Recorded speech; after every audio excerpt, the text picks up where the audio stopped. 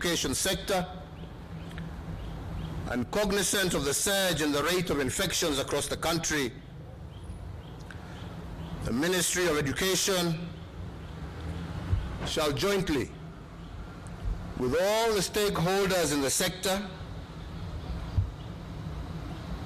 today, but no later than tomorrow, notify the public on the resumption of the 2020 academic calendar for basic education as well as tertiary institutions.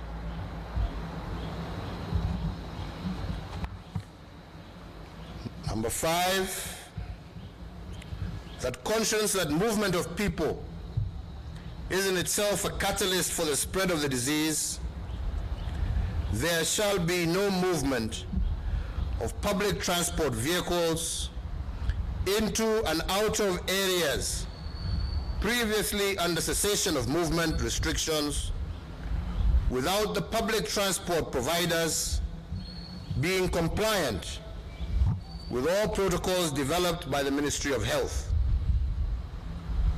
To operate public service vehicles, the operators will require mandatory certification from the Ministry of Health in consultation with the Ministry of Transport.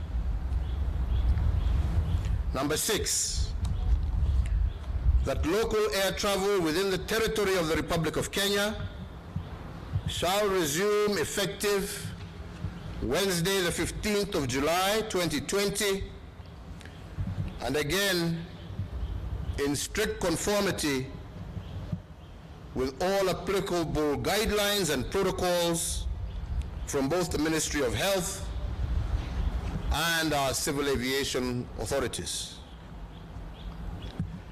Number 7, that international air travel into and out of the territory of the Republic of Kenya shall resume effective the 1st of August 2020, once again in strict conformity with all protocols from the Ministry of Health, local as well as international civil aviation authorities, and any additional requirements applicable at the ports of departure, arrival, or transit. Number 8, that the prohibition against social and political gatherings of whatever nature is extended for a further period of 30 days. Number 9,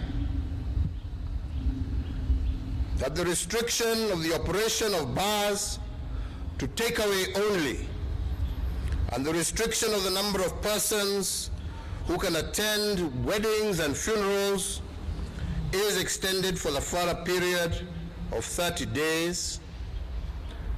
And 10, that the Ministry of Health, in conjunction with the Ministry of Industrialization, Trade and Enterprise Development, shall establish protocols for the resumption of the importation and sale of imported second-hand clothing. Fellow Kenyans, as we implement the phased reopening, I remain alive to the economic and social challenges facing our country. We know that jobs have been lost and some businesses have closed and many livelihoods endangered. And this, unfortunately, is the sorry state of affairs across the entire world. But history has taught us that the COVID crisis is not the first health disaster with such enormous economic challenges. There were many more before this one.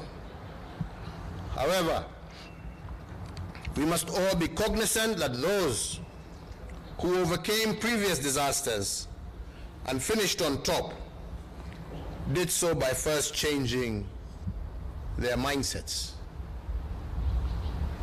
Put differently, it is not enough for the government to pump resources into the economy using stimulus instruments, as we have been doing. Such efforts will undoubtedly go to waste if people do not co-create solutions with the government. Those who overcame previous disasters in history did so because they acted as one. The people and their government entered into a joint venture in order to conquer the challenges that they had. This therefore means that for us to revive the economy, reopen and remain open, the government and all citizens must pull together. Today, fellow Kenyans, I've invited you to exercise civic responsibility towards each other. But I do not want you to exercise this responsibility in the fight only against COVID-19. I want you also to have a shared responsibility with government in reviving our economy. And for us to do this, we must first, as I said before, change our national mindset. We have the opportunity to stitch a new national mindset and chart the future that is ahead of us.